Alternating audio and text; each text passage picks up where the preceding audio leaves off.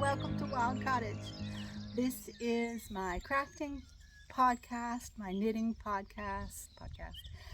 video podcast, and we are just out in the front garden here a bit. These really bright pink flowers are actually a native wildflower called ragged robin.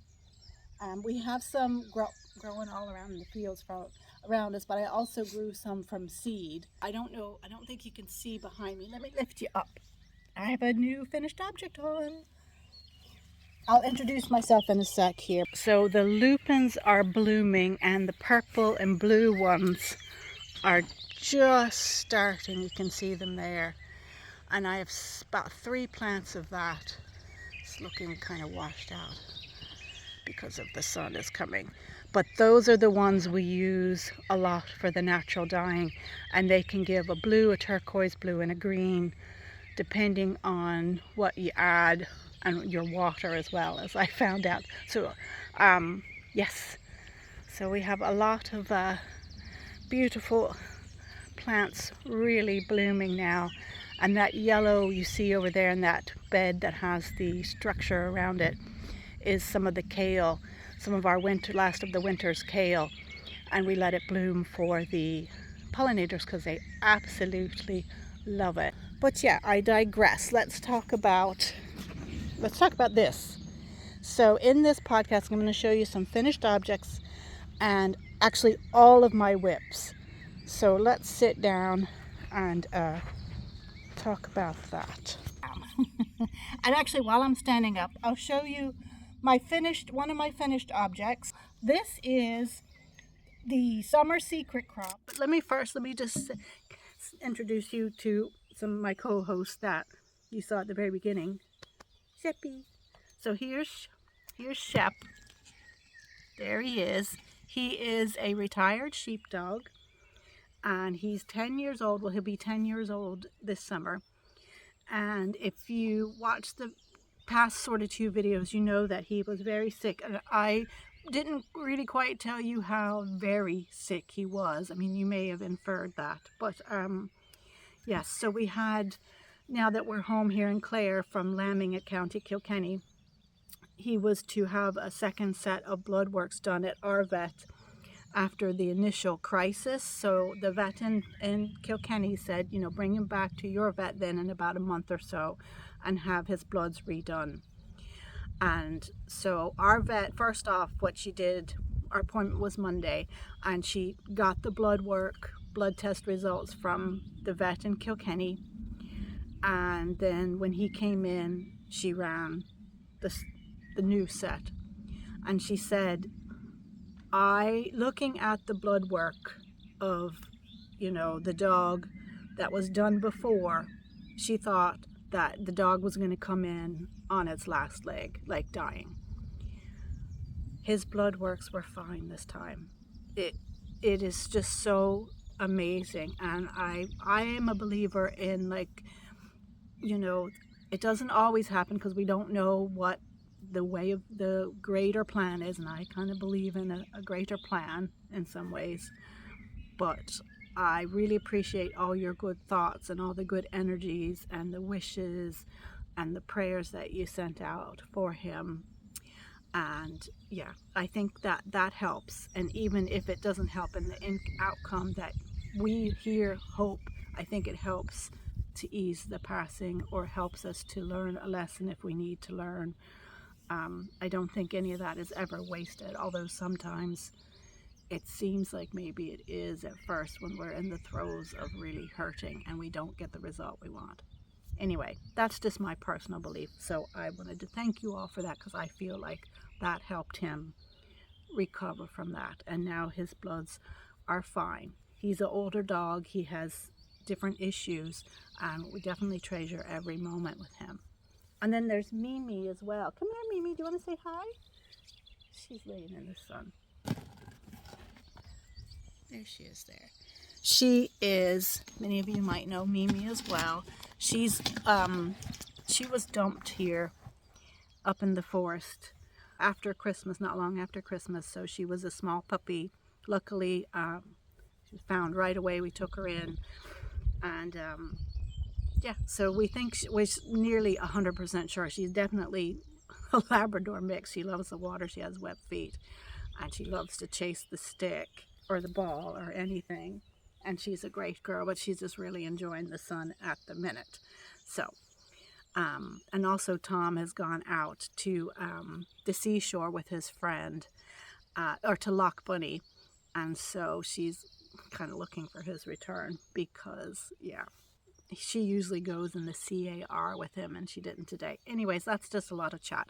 Let's let me just finish the introduction a wee bit for those of you that would like to place the setting and you haven't been here before. And I want to say, if you haven't been here before, thank you so much. You're so welcome. I hope you enjoy some things in the podcast, in the videos. And of course, I would love it if you did enjoy that you would click the like button and subscribe, and maybe put on the notification bell, because I'm hearing that because I don't, as of yet, have a really good posting schedule. Like, I'm not one of these people that posts every Friday, every week, or every other week, that people are missing the videos. So that could be helpful.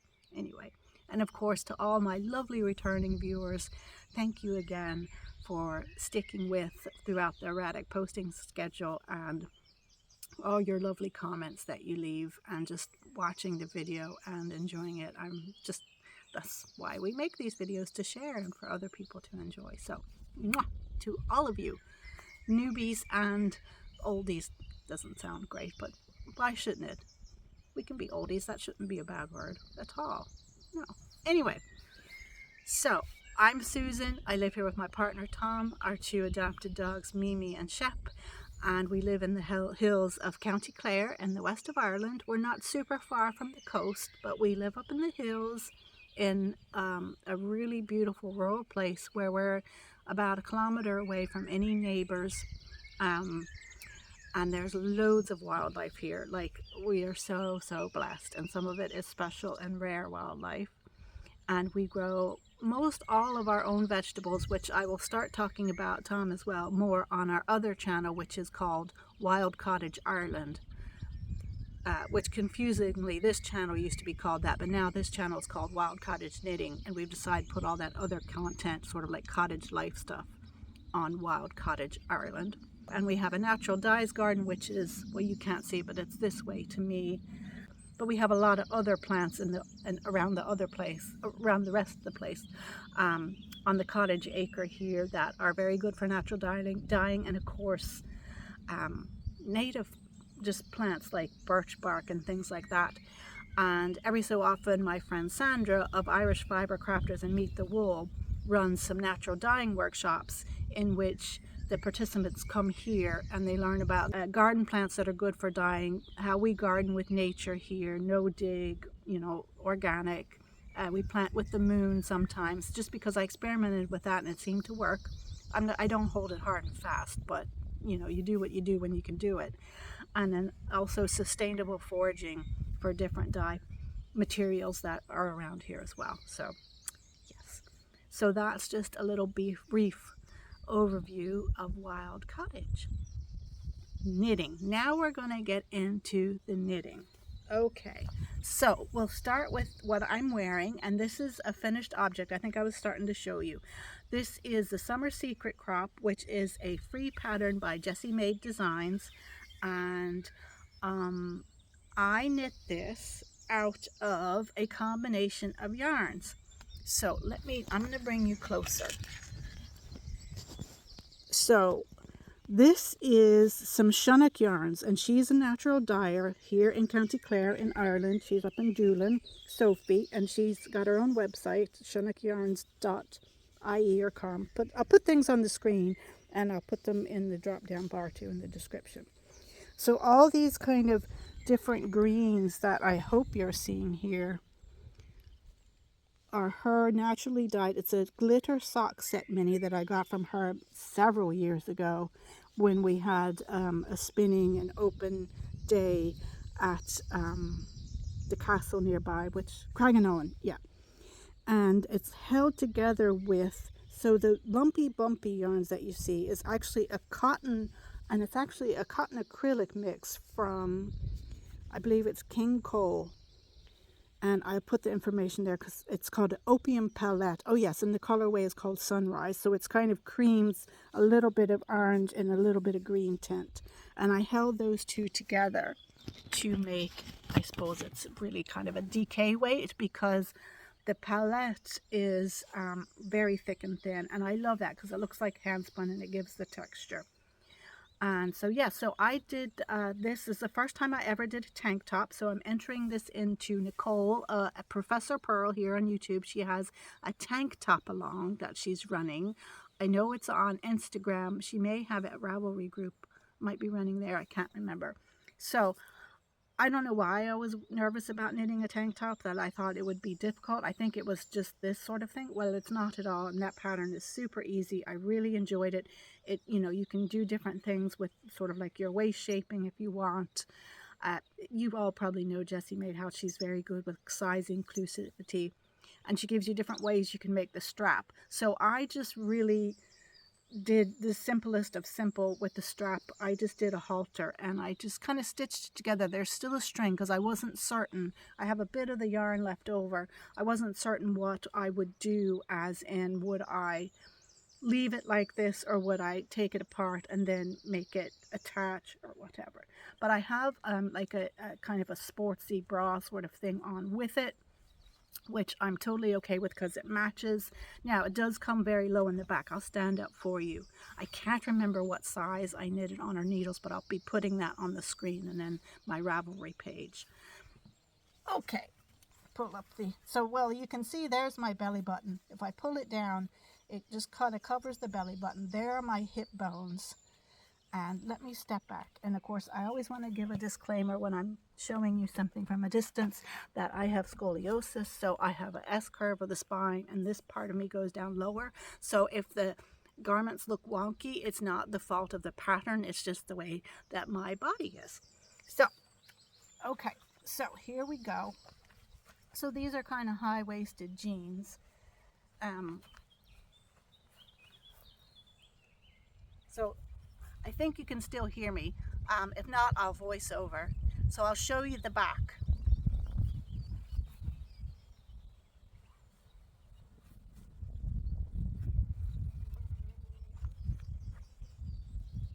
So you can see there that the back comes down quite low.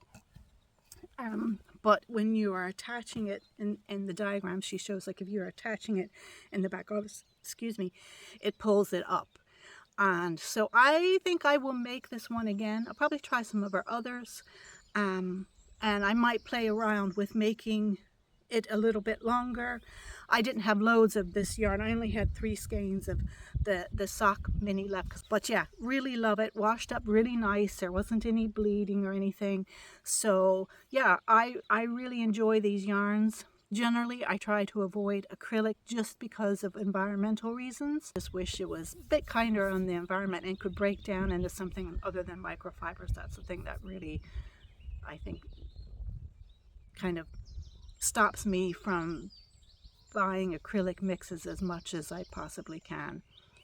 And that's much easier to do nowadays. I think if you have access to a brand like Drops, and also a lot of the Hobie yarns go on sale a lot, and if you're buying enough for a jumper, you often then qualify for the discount as the more you buy. And I'm leaning towards, even for the baby knits now, to just trying to go for superwash yarns. This is an interesting topic and I don't know the science behind it, but I have a feeling that going with superwash is probably kinder to the environment in the long term than going with acrylic, even though I know the superwash process isn't super great. But you know, if you have information on that, scientific studies or anything that shows a difference in impact, that would be interesting to hear. But that's just kind of the way that I'm mostly leaning. I still have some acrylic mixes and all in my stash, and of course I'm going to use it because they're already made and produced. And it doesn't mean I'll never ever buy something with acrylic again, but that's just the way I'm leaning. So this is this pattern. Enjoyed the yarn, enjoyed knitting it. I like, you know, the little rolled neck here, I love that look. I do that a lot, even on patterns where I don't, it's not, maybe you might do something else, but I just like that. And I liked doing this here. I was afraid it was going to be an I-cord because I find that so fiddly, but it wasn't. I didn't actually make my ribbing. If you're supposed to make an inch of ribbing, and I just had some brain fart and measured, but it was half an inch, not an inch. So it's flipping up a bit, also because I didn't pin it down correctly because I didn't have enough blocking mats. Anyways, that's just a little aside for if you make your ribbing a little longer length, it'll probably be fine. So that's a finished object. Another finished object, now I haven't woven in this in because I'm just awful, but I really wanted to show you, is also from Sophie's Yarns, Shunnock Yarns. And so they're naturally dyed, and also the pattern is from another natural dyer here in Ireland that you probably know of if you're a YouTube knitting podcast watcher, is Emma Robinson from Woolly Mammoth Fibres up in Northern Ireland. This is her first pattern called the Ferny Corner Shawl. Now I modified, and I'll put it on now in a minute, and I'll show you. So this yarn, color shown up true. So this colorway is Mermaid, and it is a Merino Signals. Sophie's label. On the fuchsia base, this is colorway Myrtle, and it's a fingering 400 meters and 100 grams, 100% superwash merino. And then mohair and silk on her mohair, like the Cliffs of Moher base, which is a cute little sort of pun play on words. And the colorway is Bog Myrtle, and we have 420 meters in the 50 grams, and it's a 72 kid mohair, 28 mulberry silk. So what I did is I held the mohair double, and that worked out really well. Now the pattern is easy enough. The lace pattern is kind of large, but it's not complicated. When you do the first couple, and then you can pretty much memorize it, or I did. Now the only thing that kind of went wonky for me is that I found after a while that the mohair and I were fighting, as in it was very sticky on my needles, which I will say that I used a larger needle size because I wanted my shawl to be a bit more summery and airy. And so I also used a lighter weight yarn because Emma's yarns that she used in the pattern, I think, were 350 meters in the 100 grams. But yeah, I was fighting with the mohair. It was quite sticky, even though I was using the 5mm or the metal Chalgu needles. Yeah, and after a while, it was really hard. I was shoving it, and that was starting to hurt my hands, and it was really, really slowing me down when, you have all these stitches on the needle. I cleaned off my needle and all, and that helped a little bit, it did, but I was over it, because it just didn't slide easily. So I decided what I would go ahead and do is I would just finish a bit early. So I finished, so the lace runs down to, I think it's 30 rows, and I stopped on row 17. So I didn't get all the repeats, but I pretty much got 2 of the ferns. And I was happy enough with that. And then what I did is I just knit a few on the border there in the main color. I didn't add the contrast color like she does in her pattern. And then I just bound it off. I didn't do her picot edging either. I was just ready for it to be done. And I blocked it out. I didn't have all my mats, so I couldn't block it as well as I would like. I think that's a postie. I'll need to just hold Sheppy here because he does like to chase the postie. The posties in Ireland are so great. I love our posties. No. I think Thomas got his guitar. Oh my goodness! Woo! Packages, no guitar today, but packages, maybe some for me. Thank you.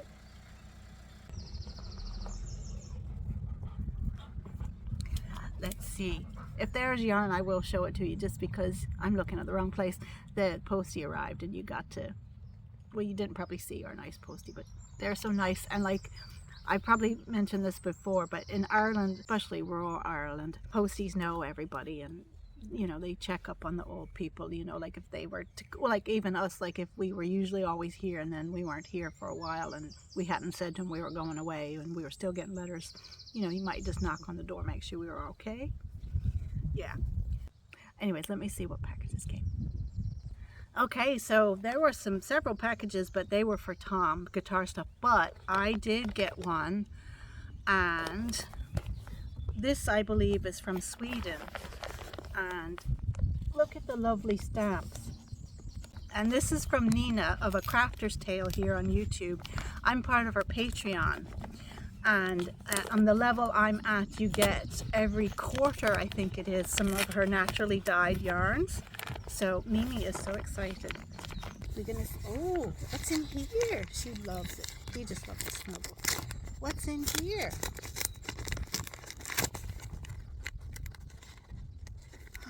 Ooh, smells. What's in there?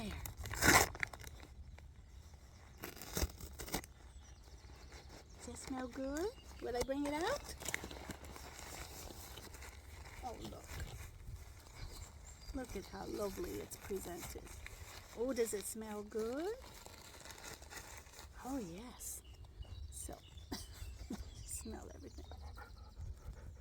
I'll just put this. There's Nina's information.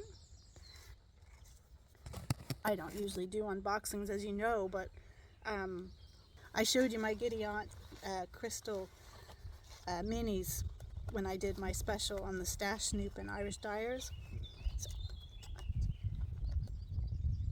look at that beautiful card for May. And I love getting things like this because then I can use it in my paper crafting, my junk journals, that sort of thing.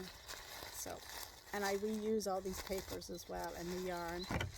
So, yes, that's lovely. Oh, it's so soft. Oh, that's definitely nice. Mimi, do you want to have a sniff? Mimi, I'm opening this up. There's going to be smells. Oh my goodness. Oh my goodness. Well, I didn't expect all this, and this is absolutely beautiful. Sheppy's enjoying that. Oh, she turned you off by an accident. Okay, let's look at this. Oh my goodness. I don't know why I'm going to cry. This wasn't like a gift or anything. I mean, it is. I mean, I support her on Patreon. I mean, so this is a gift she gives to patrons, but I don't know. It's so beautiful. I just feel emotional. So, I just think it's so beautiful. Oh, I'll let you see. It's not showing up too badly on the camera. It's not perfect, but you get the idea. So look at that. And the little ribbon coordinates. Oh my goodness. Non-superwash sock yarn. 400 meters, 100 grams for that. I really want to cry. It's just so pretty. I did this as well. I did a swap with, and I bought some of her yarns from River of a knitter's homestead in the U.S. when I was there, and she sent. I can't remember if I showed that to you, but she sent a lovely package, and it was all like just so many lovely things. The way she packaged it, and then she gave me little gifts, you know, when we did our swap, and I just did not expect, I mean, I expected it to be beautiful, but I didn't expect how beautiful it would be, and how I just feel the love coming off this. And I did the same like with River. You could just feel the love coming off the maker for their craft. This is ridiculous. I'm sorry. Anyway, let's show you the other yarn. Oh my goodness. So here we have organic German merino wool. Oh, that's precious as well. 300 meters and 100 grams. So that's really precious, you know, local here in Europe. And that's beautiful. Oh my goodness. It's so beautiful.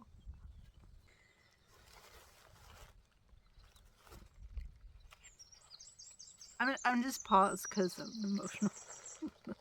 Okay, I had a little pause, and I'm just going to weave this in. I'm going to have just a little chat with you because that unexpected emotional, you know, motion wave that came over me just made me sort of think. And so I thought I'd do a little weave in end and chat with you. And because I just wonder,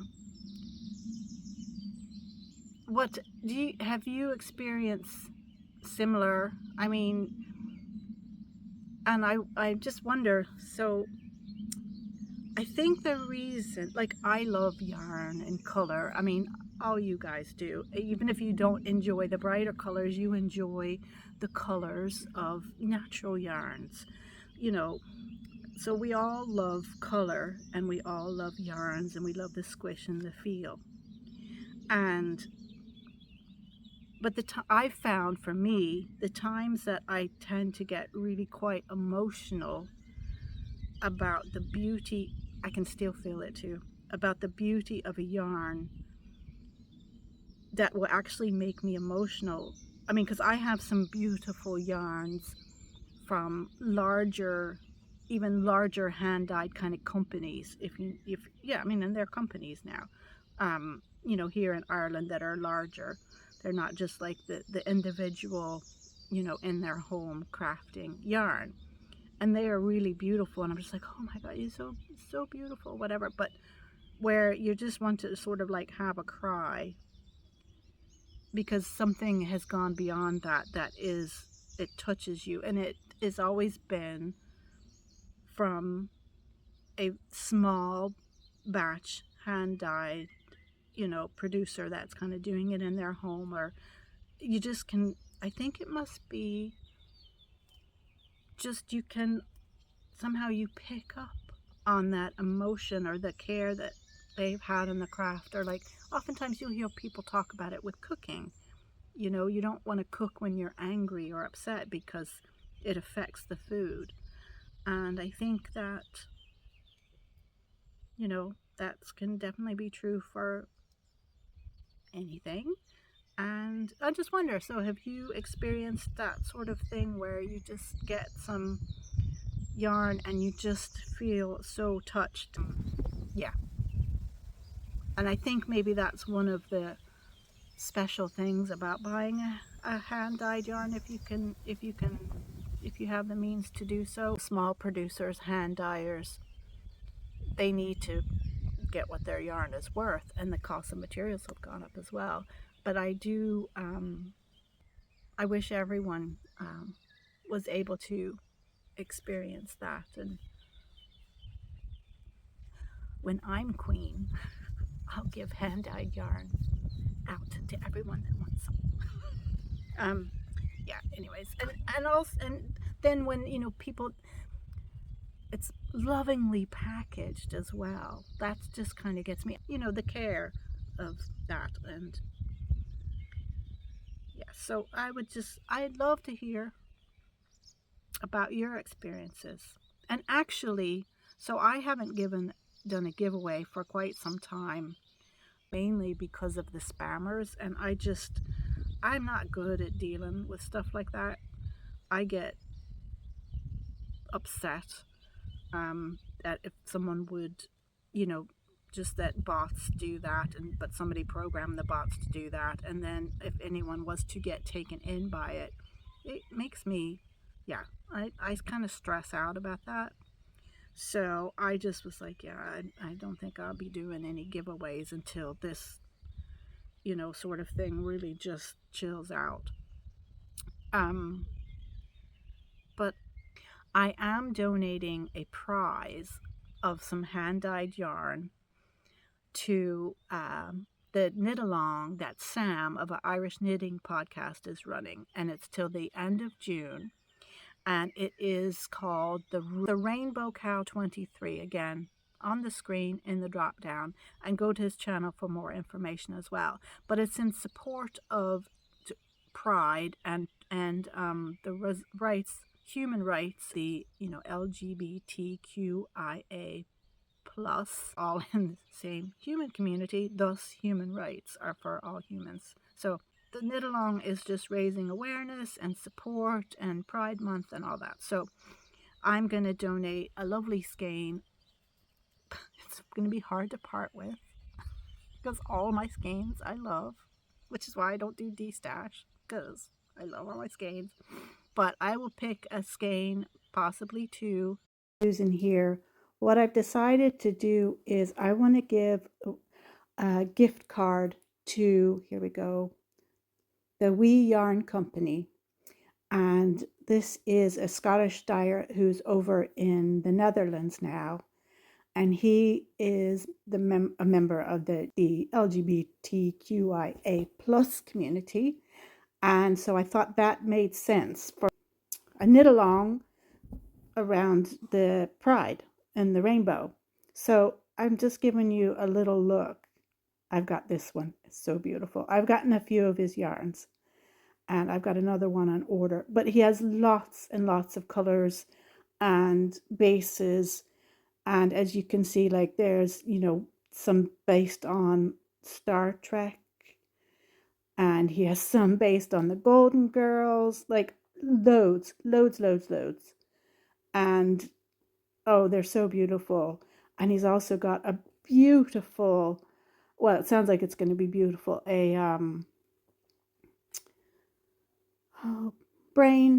just look at yarns while I try to get words. Advent, countdown, holiday countdown calendar with full skeins for the 4 or 5 weeks, plus a bag of the Harris tweed, and it's neons. I think he actually has 2 themes you can choose. Now, obviously, you're not going to get a gift card for that. I would love to have that myself.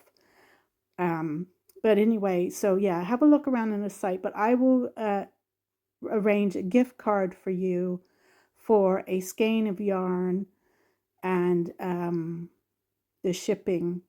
For once, I'll figure out what a skein of yarn and the shipping for a skein of yarn is, and I'll get the gift card in that amount so that you can get 1 skein and shipping. And of course, if you want to get more, then that's yourself. But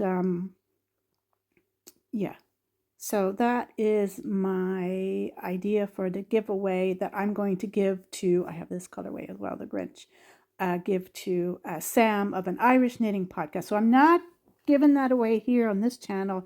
It's going to be if you're taking part in the Rainbow KAL that Sam of an Irish Knitting podcast is doing. Okay, so yeah, out that I think are really pretty, and I will probably do from a smaller hand dyer, I think. And yeah, so that will be a way that I don't have to worry about bots. But I already told him I was going to donate something because I want to support his KAL. And definitely, if you haven't been to his channel, check it out. I have a feeling it's going to get a lot of traction now, particularly because the lovely Leanne of a Nitty Stew mentioned him in her last podcast. So yeah, he posts regularly. He's a great knitter. He's designed lovely things. He's such an interesting. Sorry, I'm not looking at you because I was weaving in ends and cutting. Such an interesting fellow. He's also an artist. Ireland is his adopted country, and but he's Italian and in the Venice region, and he went to school in Venice, and he's done designs inspired by Ireland and designs inspired by Venice buildings. Like, I just think he's really interesting, and you definitely will enjoy his podcast, I think. Well, I shouldn't say definitely because everyone is different, but yeah, so do check him out.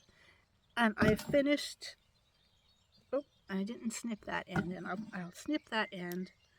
Did I weave this one in? I didn't weave this one in. I am so discombobulated.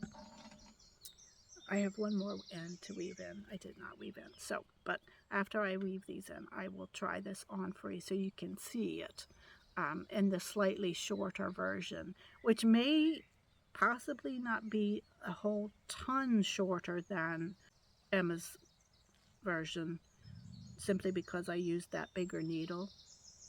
So, yeah, I started off this video thinking I was going to show you all my whips, but we've had a lot of distraction.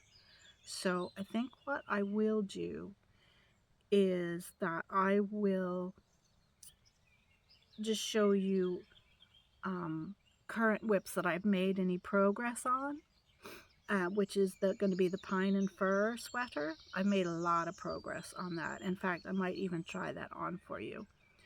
I will go through all my whips and we'll talk about what have I been successful with and, you know, how far I've gotten in my goals and all.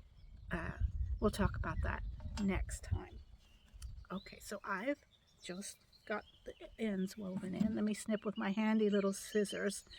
And speaking of gifts that make me emotional, and these were gifts, I've gotten I've got 3 lovely gifts over the winter from different people. I have actually made videos about all those gifts that I think I have not uploaded, so shame on me, but I will. As I use them more and more, I'll talk about them. So here we go. So here is the Ferny Corner Shawl by Emma Robinson of Woolly Mammoth Fibers in Shunnick Yarns, who also dyes in County Clare and naturally dyes in County Clare. And let me stand up. It really, look how nicely it goes with the top. And you might like what I'm sitting on. This is an old milking stool, like an actual old milking stool that Tom has repaired for me a couple times. Yeah, I love it. And it's really sturdy. It holds all of my weight. Now, so I will say for reference that I am about not quite 5'2", so sort of 5'1", so if that helps at all. So this is where it is hanging on me like that if I want to. This is my favorite way to wear shawls. Really nice with this, because when you just get that breeze and it's a bit chilly. Here, let me fix that for you. There we go, so you can see that better. You can just, yeah, that's perfect. And then at other times of year, or whenever you want to, what have I got this? Sorry, I had that on backwards. That's more the front. And you can have it, you know, this sort of a way. And what I tried to do is I pinned it out. You can probably see it a little bit. I pinned it out sort of wavy, but I didn't have enough blocking mats to do that. And then I found them after it was dry. So, yeah.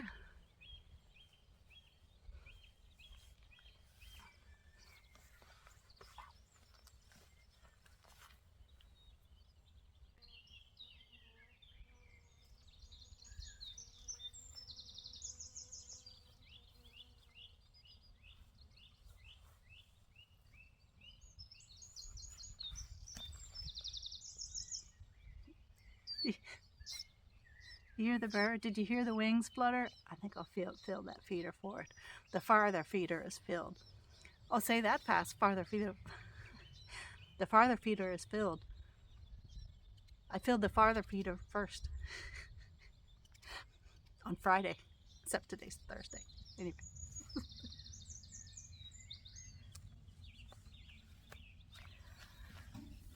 So yeah, here.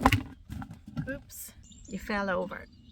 So that, let me try to, okay, so that is that. And just actually before I do go, I'm going to show you my next cast on.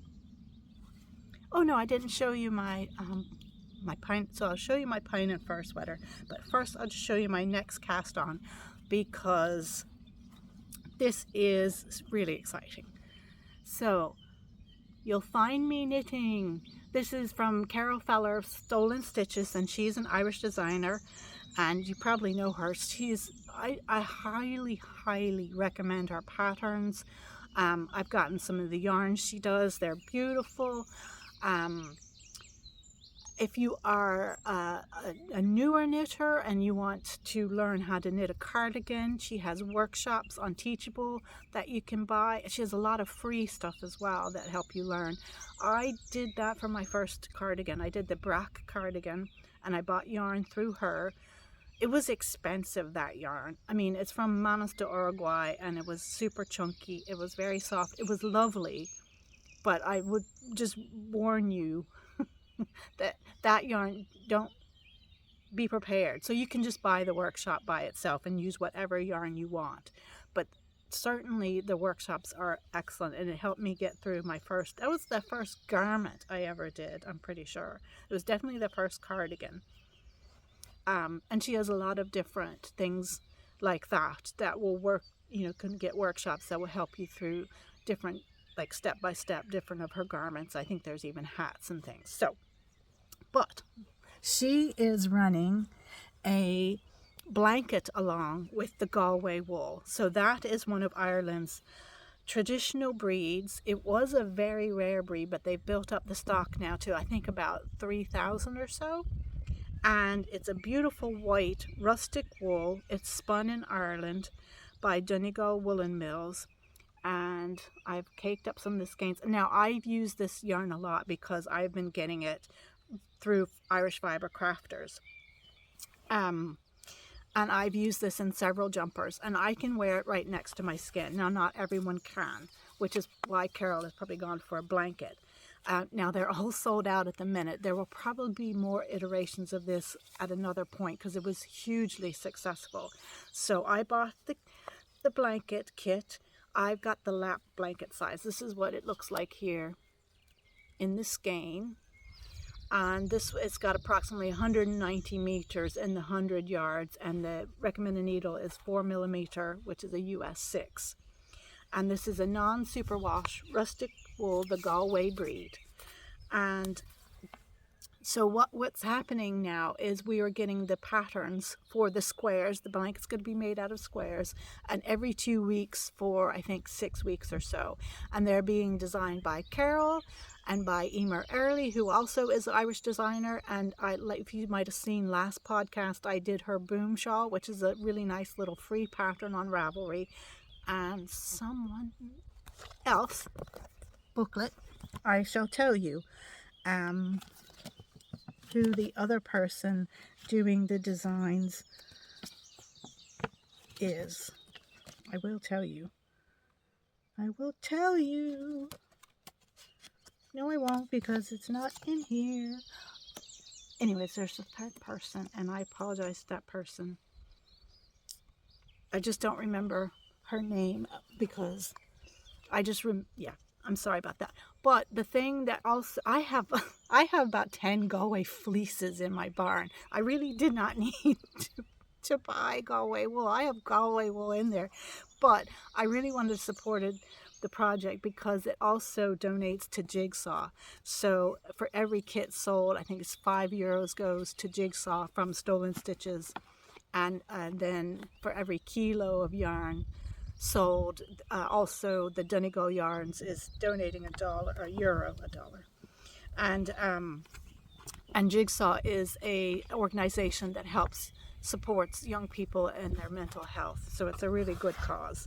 But I cast on there's a cast on party on Saturday, which I hope to attend. It's 4 p.m. Irish time, and but I also will be going up to the Cliffs of Moher with the Midwest Spinners Group, some of us from the Midwest Spinners Group, because there's a big charity day up there, and we're going to go up there and spin. And here is so I'll be spinning. We'll be inside, so because I only have an electric spinner now because of my back. But we will be spinning, and I have some dyed yarn that I'll be spinning. I may or may not, I'll bring this anyway. This is some of the Clodagh wool. And this is also a traditional Irish breed that was really thought extinct. And there are definitely under 100 of them, and they're being brought back. But this is the one that I talked about with Susanna, the one I did a video of me washing, which I might put in here or not. But yes, so this is a good fleece from there. Unfortunately, I had only really rough fleece to send to a few people as for samples, bits of, oh, no, Mimi, she's rolling in fox poop, I can tell. Anyway, this is lovely and soft. And so, yeah, I will be, if I feel up to it, I'll be carding. But there's, look at that. That's it, so white. So that's another Irish wool. Smells sheepy, not overly sheepy though, because it's really washed. Let me hey, okay, I'll pop inside and I'll put my Pine and Fir jumper on longer cables so I can try it on, because you really just want to see this beautiful, beautiful cable pattern. Okay, let's see. Color's not quite right, but that's okay. So obviously this is not blocked, and it's it's still got a ways to go. Wonder, would it be better? Can you? I don't know really how people do this. Oh, so I'll zoom in.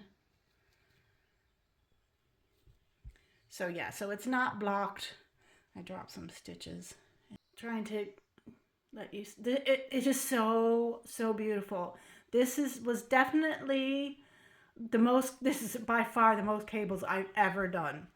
This is the yarn I'm making out of it. That's much more the color. It's a bright green. It's from Hobie. Friends wool, 100% wool. It's not superwash. This is a 50-gram ball, and that's color 104.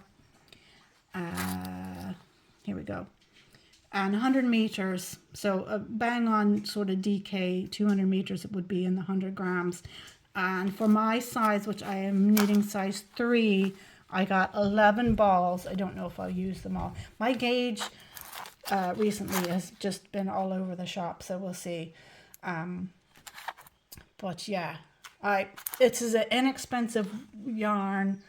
I'll tell you how much I paid for it. With 11 balls, it was probably even more inexpensive, because like the more you buy, you know, the more the discount is. But I've really enjoyed this yarn, and yeah, so I will obviously wash, block, and wear it for a while, and then I can let you know again, like what to, because I've never used this wool before, how it wears. Popping back in quickly because I did want to, I was talking about Sam's KAL and all, I want to show you what I'm doing for it. I am making a pair of ankle warmers to start anyway. This is a yarn, 100% wool yarn. Oops, I have my band-aids in there because my needles are sharp and I poke holes in myself sometimes. That was actually made for Pride, that I got last year at the Knitwits and Crafty Stitchers yarn shop in Galway City, and the shade 1018 BU, and it is 100 grams is 400 meters, so fingering. Oh, it is superwash. Did I say it wasn't superwash? I don't know what I said. It's 75% superwash wool and 25% polyamide. I think what I was meaning to say is not acrylic, which is just what I associate with Stylecraft brand. But yeah, so this is a sock yarn, and there's going to be plenty left. And I'm just making short little ankle warmers. I will demonstrate. Now, this is not a fashion recommendation, but this is, I mean, you know, I know socks and stocks are a thing, but I don't know about ankle warmers. My toes would be most likely to get cold, but if I needed ankle warmers. But yeah, so this is just what I've done for, you know, when I'm maybe wearing leggings or whatever, and I want to add a splash of color, I want to keep my ankles warm. Probably wouldn't wear this combo, although I might. But what I did is, there's a pattern, a free pattern on Ravelry, and I'll put the information here. I just used the stitch count for that because it's for big long leg warmers. Yes, so it was, I cast on 80 stitches. I used a 3mm needle, and I basically just knit 4 repeats of the rainbow, and then I did some just sort of like 2 repeats of the ribbing for the bottom, and I did a full repeat of the rainbow ribbing for here. So yeah, that's kind of fun. Friends, sorry for this sort of abrupt end, but so many things happened and this was running really long. I really appreciate your company today watching the podcast, and I hope you've enjoyed it. I hope you're doing well, and if you're not doing the best, hold on, it will get better. Things always get better. And you're so welcome to this lovely knitting community. I know a lot of you watch the podcast just for relaxation and don't even knit. And I did the same before I could knit. I watched knitting podcasts just to help calm me. So when you feel ready, if you'd like to take up knitting, definitely do so, or crochet. They're wonderful crafts. But above all, take care of yourself and do what makes you feel happy. Okay, friends, I hope you're having a lovely summer, or if you're in the southern hemisphere, it took me a minute to get that word out, you're having a lovely winter.